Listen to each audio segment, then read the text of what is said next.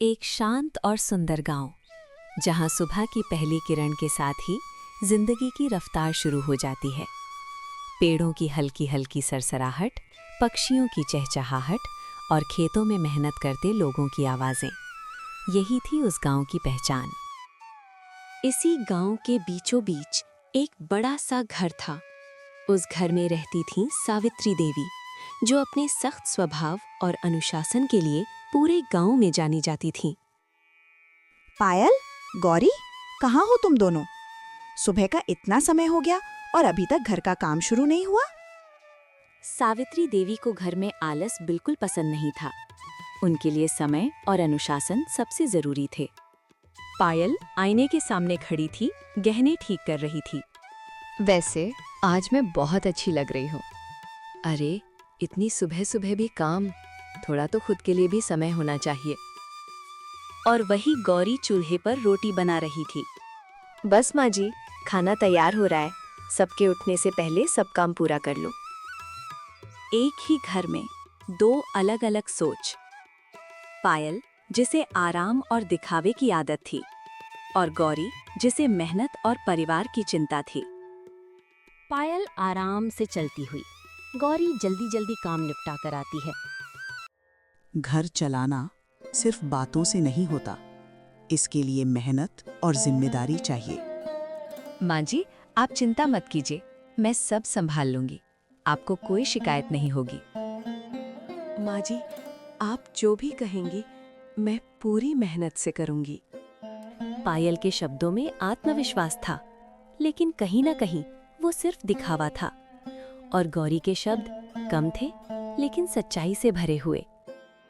कुछ देर बाद सावित्री देवी के दोनों बेटे घर से बाहर खड़े थे। माँ, आज खेत में बहुत काम है, हमें जल्दी निकलना होगा। हाँ माँ, अगर आज काम पूरा नहीं हुआ तो नुकसान हो सकता है। ठीक है, तुम दोनों जाओ, लेकिन याद रखना, घर की जिम्मेदारी अब तुम्हारी पत्नियों की है। समय धीरे धीरे बीतता गया और दोनों बहुओं का स्वभाव साफ दिखाई देने लगा। एक तरफ थी सच्ची मेहनत और दूसरी तरफ सिर्फ आराम। कुछ तो फर्क है दोनों में, लेकिन असली सच्चाई अभी सामने आनी बाकी है। ये कहानी सिर्फ दो बहुओं की नहीं थी, ये थी सच्चाई और दिखावे की लड़ाई। और ये लड़ाई अभी शुरू ही हुई थी। सुबह बीत चुकी थी, लेकिन उस घर के अंदर एक नई कहानी जन्म ले रही थी। जहां एक तरफ थी मेहनत, वहीं दूसरी तरफ जनन धीरे धीरे अपना रंग दिखाने लगी थी।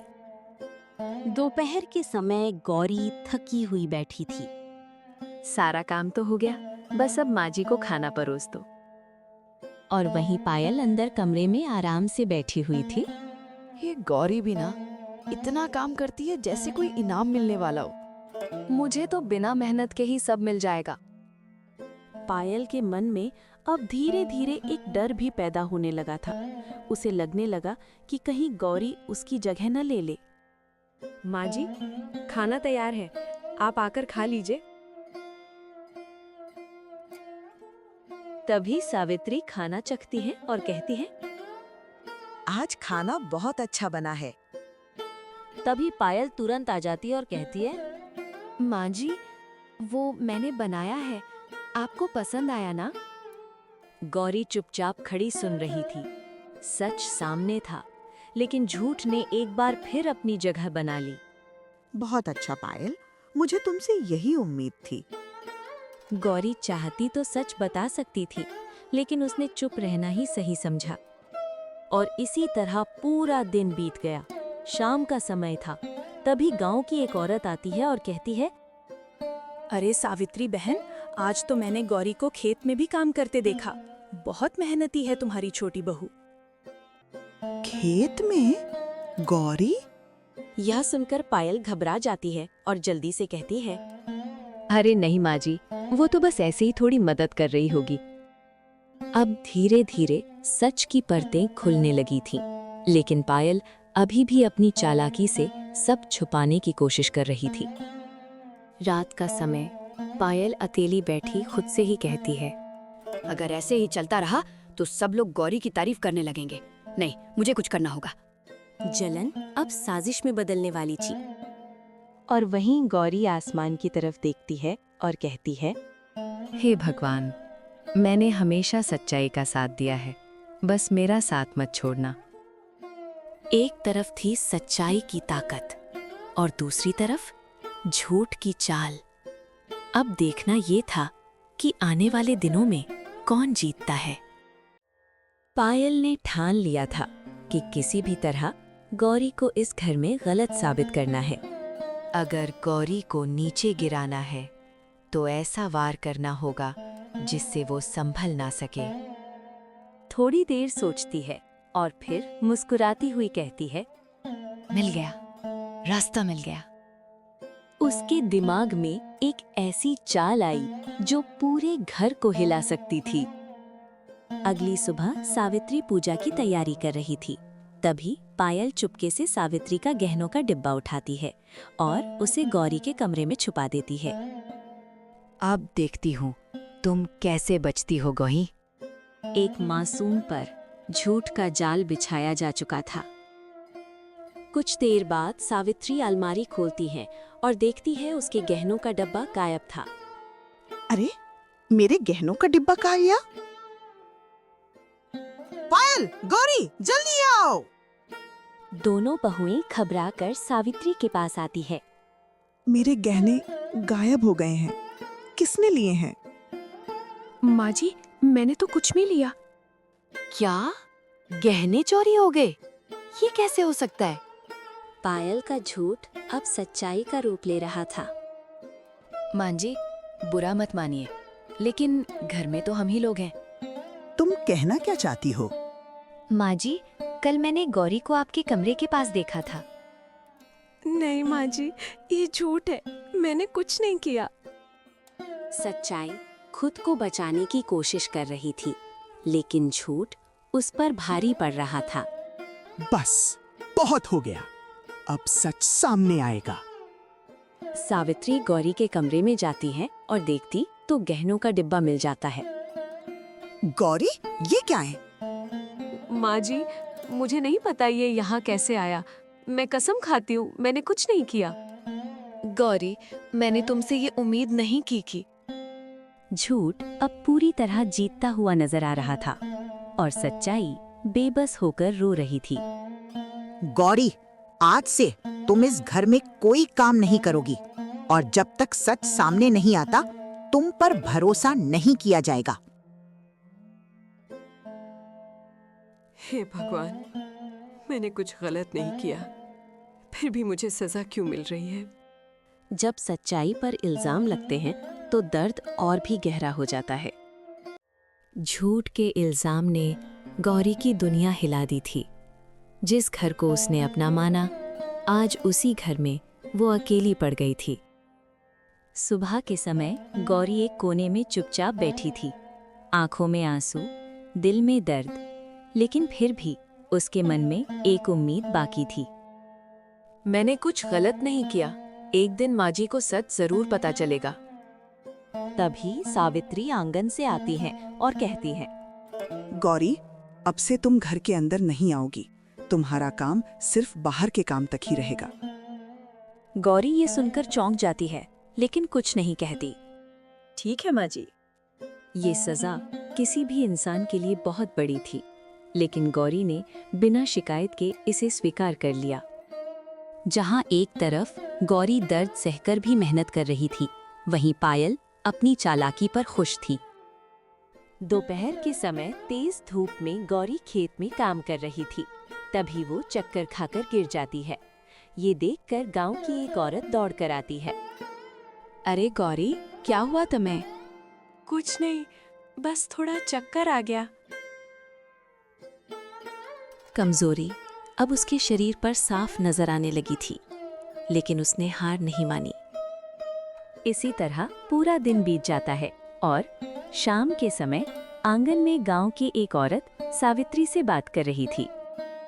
सावित्री बहन, तुम गौरी के साथ ठीक नहीं कर रही हो। वो सुबह से शाम तक काम करती है। आज तो वो खेत में बेहोश भी हो गई थी। यह सुनकर सावित्री थोड़ा चौंक जाती है। सावित्री देवी के मन में पहली बार शक पैदा हुआ। क्या सच में वो गलत फैसला ले चुकी हैं? रात का समय सावित्री अकेली बैठी थी और सोच रही थी। अगर गौरी इतनी मेहनत कर रही है तो फिर उसने चोरी क्यों की होगी? और वहीं गौरी दूसरी तरफ। हे भगवान, अगर मैंने कुछ गलत नहीं किया तो सच को सामने लाने में मेरी मदद करो। जब इंसान सच्चाई के साथ खड़ा रहता है तो पूरी दुनिया उसके खिलाफ क्यों ना हो, एक दिन सच जरूर जीतता है। सुबह के समय सावित्री गंभीर चेहरा लेकर बैठी थी। रात भर सोचने के बाद सावित्री देवी ने सच जानने का फैसला कर लिया था। पायल, गौरी, दोनों यहाँ। दोनों बहुएं सावित्री के पास आती हैं। आज मैं इस घर का सच जानकर ही रहूंगी। अब कोई भी झूठ नहीं चलेगा। माँ जी, आपको जो पूछना है पूछिए, सच आपके सामने ही है। माँ जी, मैं भी यही चाहती हूँ कि सच सामने आए। आज पहली बार दोनों बहुएं एक ही बात कह रही थीं, लेकिन इरादे बिल्कुल अलग थे। जिसने भी मेरे गहने लिए हैं उसे अभी सच बताना होगा, वरना मैं खुद सच ढूंढ निकालूंगी। और तभी दरवाजे पर आवाज आती है और गांव की वही औरत सावित्री के पास आती है। सावित्री बहन, मुझे आपसे कुछ जरूरी बात कहनी है। हाँ बोलो, क्या नाक है? कल रात मैंने किसी को आपके कमरे के पास देखा था। अच्छा, कौन था वो? ये सुनकर पायल घबरा जाती है। अंधेरा था, लेकिन वो गौरी नहीं थी। एक ही पल में पूरी कहानी पलटने लगी। यह सुनकर सावित्री का चेहरा बदल गया। अगर वो गौरी नहीं थी तो फिर कौन था? तभी पायल घबराकर कहती है, माँ जी, ये क्या कह रही हैं? उन्हें गलतफहमी हुई होगी। पायल का डर अब उसके चेहरे पर साफ दिखाई दे रहा था और गौरी चुपचाप खड़ी थी, आंखों में उम्मीद लेकर। पायल, सच सच बताओ, क्या तुम कुछ छुपा रही हो? पायल की चेहरे पर डर साफ दिखाई दे रहा था। नहीं माँ जी, मैं क्यों छुपाऊंगी? झूठ अब टूटने लगा था, लेकिन अभी आखिरी वार बाकी था। अगर तुम सच नहीं बताओगी तो मैं खुद सच निकालूंगी। गौरी की आंखों में आंसू थे, लेकिन हल्की उम्मीद भी थी। माँ जी, भगवान सब देख रहा है, सच छुप नहीं सकता। अब वक्त आ चुका था जब झूठ और सच्चाई आमने सामने खड़े थे। पायल, अब बहुत हो गया। आखिरी बार पूछ रही हूँ, क्या तुमने मेरे गहनों के बारे में कुछ छुपाया है? माँ जी, मैं झूठ अब अपनी आखिरी सांसें ले रहा था। सच बोलो पायल, वरना ये मत कहना कि मैंने मौका नहीं दिया। हाँ माँ जी, हाँ, मैंने इन गहनों का डिब्बा छुपाया था। आखिरकार सच बाहर आ ही लिया। पायल, तुमने ऐसा क्यों किया? तुमने गौरी पर झूठा इल्जाम लगा। माँ जी, मुझे डर लग रहा था। सब लोग गौरी की तारीफ करने लगे थे। मुझे लगा आप मुझे कम समझने लगेंगी, इसलिए मैंने ये सब किया। जलन, जिसने एक इंसान को इतना गिरा दिया कि उसने अपने ही घर को तोड़ने की कोशिश की। यह सुनकर गौरी की आंखों में आंसू थे, लेकिन गुस्सा नहीं। दीदी, अगर आपने मुझसे बात की होती तो मैं खुद पीछे हट जाती, लेकिन आपने मुझ पर झूठा इल्जाम लगाया। गौरी, मुझे माफ कर दो। मैंने बिना सच जाने तुम्हें सजा दी। मैंने तुम्हारे साथ बहुत गलत किया। माँ जी, आप बड़ी हैं, आपसे गलती हो सकती है, लेकिन परिवार में माफी से ही सब ठीक होता है। यही होती है सच्चाई की ताकत, जो नफरत में भी प्यार ढूंढ लेती है। पायल, तुम्हारी गलती बहुत बड़ी है। तुमने इस घर का विश्वास तोड़ा है। माँ जी, मुझे माफ कर दीजिए। मैं आगे से ऐसा कभी नहीं करूंगी। सावित्री कुछ पल चुप रहती हैं और फिर कहती हैं, गलती की सजा जरूर मिलती है, लेकिन अगर दिल से पछतावा हो तो माफी भी मिलती है। आज के बाद तुमको अपनी सच्चाई साबित करनी होगी। सच सामने आने के बाद उस घर में बहुत कुछ बदल चुका था। जहां पहले गलतफहमियां थीं, अब वहां रिश्तों को सुधारने की कोशिश शुरू हो चुकी थी। गौरी जैसे हमेशा अपने काम में लगी हुई थी, लेकिन इस बार माहौल अलग था। पायल खड़ी थी और गौरी को देख रही थी। तभी पायल गौरी से कहती है, गौरी, जी दीदी। मुझे तुमसे कुछ कहना है। मैं सच में बहुत शर्मिंदा हूँ। मैंने तुम्हारे साथ बहुत गलत किया। ये पहली बार था जब पायल अपने अहंकार को छोड़कर सच में झुक रही थी। दीदी, जो हो गया उसे बदल नहीं सकते, लेकिन आगे सब ठीक कर सकते हैं। क्या तुम मुझे माफ कर सकती हो? परिवार में माफी नहीं होगी तो प्यार कैसे रहेगा? दो दिल जो अब तक दूर थे, आज पहली बार एक दूसरे के करीब आ गए। सावित्री दूर से ये सब देख रही थी। यही तो चाहती थी मैं, कि मेरा घर फिर से जुड़ जाए। तभी सावित्री उनके पास आती हैं और कहती हैं, आज से इस घर में कोई बड़ा या छोटा नहीं, सब एक हैं। माँ जी, मैं वादा करती हूँ, अब मैं इस घर को दिल से संभालूंगी। और हम सब मिलकर इस घर को खुश रखेंगे। गलती से सीख लेना और रिश्तों को सुधारना, यही असली समझदारी होती है। अब इस घर में सिर्फ काम ही नहीं, प्यार भी बंटने लगा था। घर में प्यार लौट आया था, रिश्ते फिर से जुड़ने लगे थे। लेकिन जिंदगी की कहानी इतनी आसान नहीं होती, क्योंकि हर खुशी के बाद एक नई परीक्षा जरूर आती है। अगली सुबह राजेश और राकेश खेत में खड़े थे। इस बार फसल बहुत कमजोर लग रही है। हाँ भैया, अगर ऐसे ही रहा तो हमें बहुत नुकसान होगा। इस बार मौसम ने साथ नहीं दिया और उनकी मेहनत पर खतरा मंडराने लगा। और वहीं दूसरी तरफ गौरी और पायल साथ में काम कर रही थी। दीदी, आज काम जल्दी खत्म कर लेते हैं, फिर खेत में जाकर भैया की मदद करेंगे। हाँ, अब हम सब साथ हैं तो हर मुश्किल आसान हो जाएगी। जो बहुएं पहले अलग अलग थीं, अब एक दूसरे की ताकत बन चुकी थीं। तभी कुछ देर बाद गांव का साहूकार लाला सेठ उनके घर के सामने आता है। राम राम सावित्री देवी, याद है ना पुराना कर्ज? पुरानी मुसीबत अब फिर से उनके दरवाजे पर खड़ी थी। तुम्हारे पति ने जो कर्ज लिया था, अब उसका समय पूरा हो गया है। या तो पैसे दो या फिर घर गिरवी रखना होगा। लेकिन अभी हमारी हालत ठीक नहीं है। हमें थोड़ा समय दे दीजिए। बस 5 दिन। अगर पैसे नहीं दिए तो ये घर मेरा होगा। इसके बाद लाला सेठ चला जाता है। एक तरफ कमजोर फसल और दूसरी तरफ पुराना कर्ज। अब ये परिवार एक बहुत बड़ी मुश्किल में फंस चुका था। अब हम क्या करेंगे? इतने पैसे 5 दिन में जुटाना मुश्किल है। नहीं, हम हार नहीं मानेंगे। इस बार हम सब मिलकर इस समस्या का हल निकालेंगे। हाँ, परिवार साथ हो तो कोई भी मुश्किल बड़ी नहीं होती। अब ये सिर्फ एक समस्या नहीं थी, ये पूरे परिवार की परीक्षा थी, जहां एकता और विश्वास उनकी सबसे बड़ी ताकत बनने वाले थे। समय बहुत कम था और मुश्किल बहुत बड़ी। 5 दिन में इतना पैसा जुटाना लगभग नामुमकिन था। लेकिन जब परिवार साथ हो तो नामुमकिन भी मुमकिन बन सकता है। हमने हर जगह कोशिश कर ली, लेकिन इतने पैसे कोई उधार देने को तैयार नहीं है। अगर हम कुछ नहीं कर पाए तो हमारा घर चला जाएगा। मेरे पास एक तरीका है। क्या तरीका है बेटी? मेरे मायके से जो गहने मिले थे, हम उन्हें बेच सकते हैं।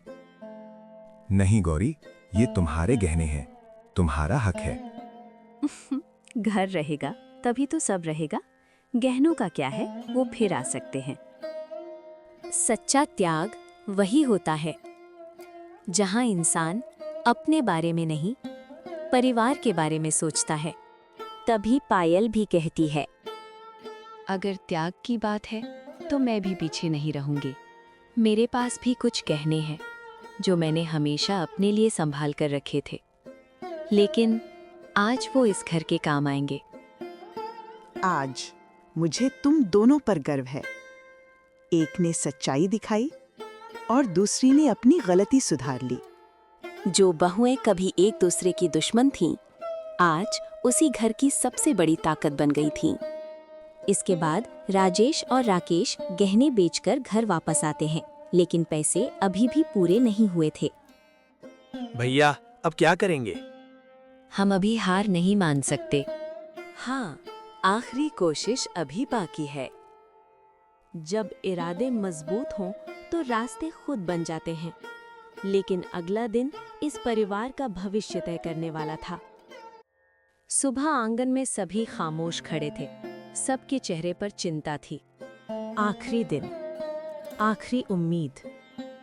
आज फैसला होना था कि ये परिवार अपना घर बचा पाएगा या सब कुछ खो देगा।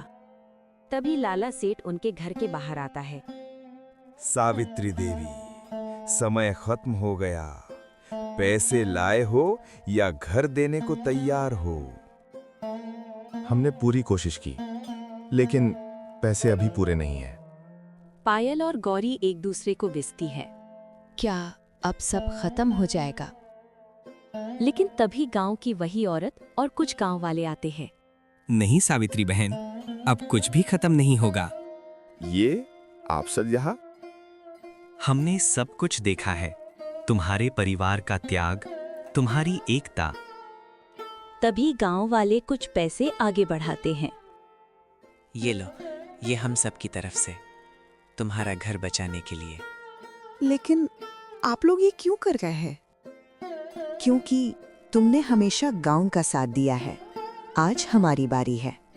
जब इंसान सच्चाई और एकता से जीता है, तो पूरी दुनिया उसका साथ देने लगती है। इसके बाद राजेश पैसे लेकर लाला सेठ को दे देता है। ये लीजिए आपका पूरा पैसा। ठीक है, आज तुम जीत में। हमारा घर बच गया। ये सब हमारे साथ होने की वजह से हुआ। आज मुझे समझ आया, घर सिर्फ दीवारों से नहीं बनता। घर बनता है प्यार, विश्वास और एकता से। एक समय था जब ये घर टूटने के कगार पर था, लेकिन आज यही घर एक मिसाल बन गया।